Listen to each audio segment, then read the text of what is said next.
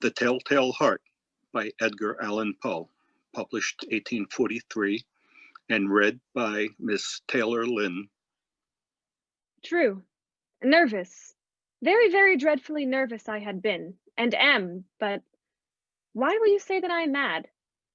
The disease had sharpened my senses, not destroyed, not dulled them.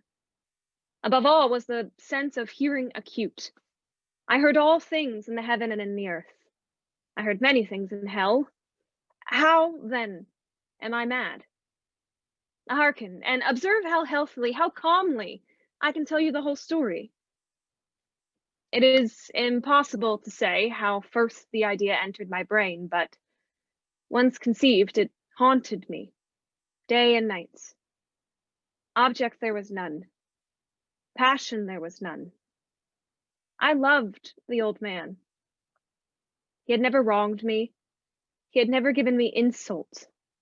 For his gold, I had no desire. I think it was his eye. Yes, it was this. He had the eye of a vulture, a pale blue eye with a film over it. Whenever it fell upon me, my blood ran cold. And so by degrees, very gradually, I made up my mind to take the life of the old man, and thus rid myself of the eye forever. Now this is the point. You fancy me mad. Madmen know nothing. But you should have seen me. You should have seen how wisely I proceeded, with what caution, with what foresight, with what dissimulation I went to work. I was never kinder to the old man than during the whole week before I killed him. And every night, about midnight, I turned the latch of his door and opened it. Oh, so gently. And then when I had made an opening sufficient for my head, I first put in a dark lantern, all closed so that no light shone out. And then I thrust in my head. Oh, you would have laughed to see how cunningly I thrust it in. I moved it slowly, very, very slowly, so that I might not disturb the old man's sleep. It took me an hour to place my whole head within the opening, so far that I could see the old man as he lay upon his bed. Oh, would a madman have been so wise as this? And then, when my head was well in the room, I undid the lantern cautiously. Oh, so cautiously, for the hinges creaked. I undid it just so much that a single thin ray fell upon the vulture eye. And this I did for 7 long nights. Every night, just at midnight. But I found the eye was always closed.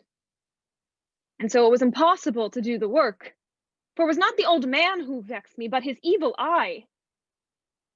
And every morning when the day broke, I went boldly into his chamber and spoke courageously to him, calling him by name in a hearty tone and inquiring how he passed the night. So you see, he would have been a very profound old man indeed to suspect that every night, just at 12, I looked in upon him while he slept. Upon the 8th night, I was more than usually cautious in opening the door. A watch's minute hand moves more quickly than did mine. Never before that night had I felt the extent of my own powers, of my sagacity. I could scarcely contain my feelings of triumph. To think that there I was, opening the door little by little, and the old man not even to dream of my secret deeds or thoughts. I fairly chuckled at the idea, and perhaps the old man heard me, for he moved in the bed suddenly, as if startled. Now you may think that I drew back, But no, his room was as black as pitch, with a thick darkness, for the shutters were close fastened through fear of robbers. And so I knew that he could not see the opening of the door, and I kept on pushing it, steadily, steadily. I had got my head in and was about to open the lantern when my thumb slipped upon the tin fastening, and the old man sprang up in bed, crying out, "Who's there?" I kept quite still and said nothing. For another hour, I did not move a muscle, and in the meantime, I did not hear the old man lie down. He was still sitting up in the bed, listening, just as I have done, night after night, hearkening to the death watches in the wall. Presently, I heard a slight groan, and I knew it was the groan of mortal terror. It was not a groan of pain or of grief. Oh, no, it was the low, stifled sound that arises from the bottom of the soul when overcharged with awe. I knew the sound well. Many a night, just at midnight, when all the world slept, it had welled up from mine own bosom, deepening with its dreadful echo the terrors that distracted me. I say I knew it well. I knew what the old man felt and pitied him, although I chuckled at heart. I knew that he had been lying awake ever since that first slight noise when he had turned in the bed. His fears had been ever since growing upon him. He had been trying to fancy them causeless, but could not. He had been saying to himself, "It is nothing but the wind in the chimney. There's only a mouse crossing the floor," or "It is merely a cricket which has made a single chirp." Yes, he had been trying to comfort himself with these suppositions, but he had found all in vain. All in vain, because death, in approaching the old man, had stalked with his black shadow before him, and the shadow had now reached and enveloped the victim. And it was the mournful influence of the unperceived shadow that caused him to feel, although he neither saw nor heard me, to feel the presence of my head within the room. When I had waited a long time, very patiently, without hearing the old man lying down, I resolved to open a very, very little crevice in the lantern. So I opened it. You cannot imagine how stealthily, until at length a single dim ray, like the thread of the spider, shot from out the crevice and fell full upon the vulture eye. It was open, wide, wide open, and I grew furious as I gazed upon it. I saw it with perfect distinctness, all the dull blue with a hideous veil over it that chilled the very marrow in my bones. But I could see nothing else of the old man's face or person, for I had directed the ray as if by instinct precisely upon the damned spot. And now, have I not told you that what you mistake for madness is but over acuteness of the senses? Now, I say, there came to my ears a low, dull, quick sound, much such a sound as a watch makes when enveloped in cotton. I knew that sound well, too. It was the beating of the old man's heart. It increased my fury, as the beating of a drum stimulates the soldier into courage. But even yet, I refrained and kept still. I scarcely breathed. I held the lantern motionless. I tried how steadily I could maintain the ray upon the eye. Meantime, the hellish tattoo of the heart increased. It grew quicker and louder every instant. The old man's terror must have been extreme. It grew louder, I say louder every moment. Do you mark me well? I have told you that I am nervous, and so I am. And now at the dead hour of the night, and amid the dreadful silence of that old house, so strange, a noise as this excited me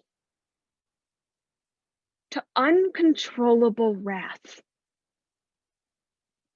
Yet for some minutes longer I refrained and kept still.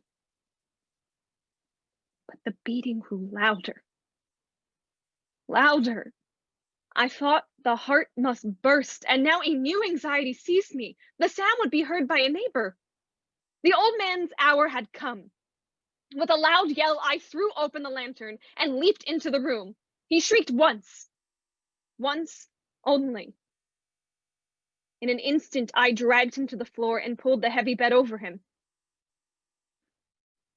I then sat upon the bed and smiled gaily to find the deed so far done.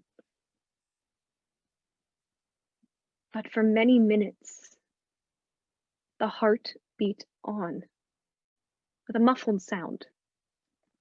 This, however, did not vex me. It would not be heard through the walls. At length, it ceased. The old man was dead. I removed the bed and examined the corpse. Yes, he was stone dead. I placed my hand upon the heart and held it there many minutes. There was no pulsation. The old man was stone dead. His eye would trouble me no more. If still you think me mad, you will think so no longer when I describe the wise precautions I took for the concealment of the body. The night waned and I worked hastily, but in silence. First of all, I dismembered the corpse. I cut off the head and the arms and the legs. I then took up 3 planks from the flooring of the chamber and deposited all between the scantlings. I then replaced the boards so cleverly, so cunningly, that no human eye, not even his, could have detected anything wrong. There was nothing to wash out. No stain of any kind. No blood spot whatsoever. I had been too wary for that. A tub had cut off. And when I had made an end of these labors, it was 4 o'clock. Still dark as midnight. As the bell sounded the hour, there came a knocking at the street door. I went down to open it with a light heart. For what had I now to fear? There entered 3 men, who introduced themselves with perfect suavity as officers of the police. A shriek had been heard by a neighbor during the night. Suspicion of foul play had been aroused.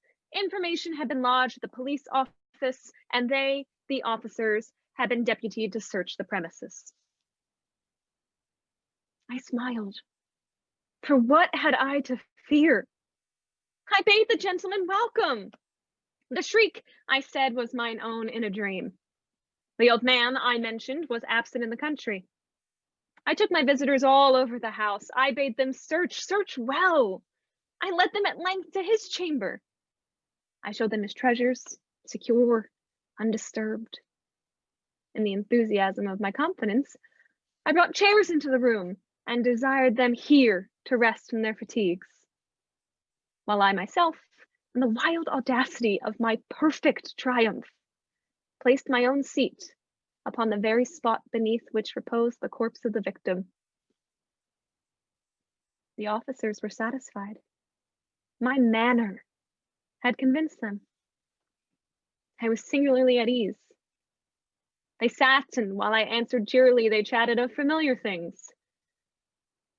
But ere long, I felt myself getting pale and wished them gone. My head ached, and I fancied a ringing in my ears, but still they sat and still chatted. The ringing became more distinct. I talked more freely to get rid of the feeling. But it continued and gained definiteness until at length I found that the noise was not within my ears. No doubt now I grew very pale, but I talked more fluently and with a heightened voice, yet the sound increased, and what could I do? It was a low, dull, quick sound, much such a sound as a watch makes when enveloped in cotton. I gasped for breath, and yet the officers heard it not. I talked more quickly, more vehemently, but the noise steadily increased. I arose and argued about trifles in a high key and with violent gesticulations, but the noise steadily increased. Why would they not be gone? I paced the floor to and fro with heavy strides as if excited to fury by the observations of the men, but the noise steadily increased. Oh God, what could I do? I foamed, I raved, I swore, I swung the chair upon which I had sat and grated it upon the boards, but the noise arose over all and continually increased. It grew louder, louder, louder, and still the men chatted pleasantly and smiled. Was it possible?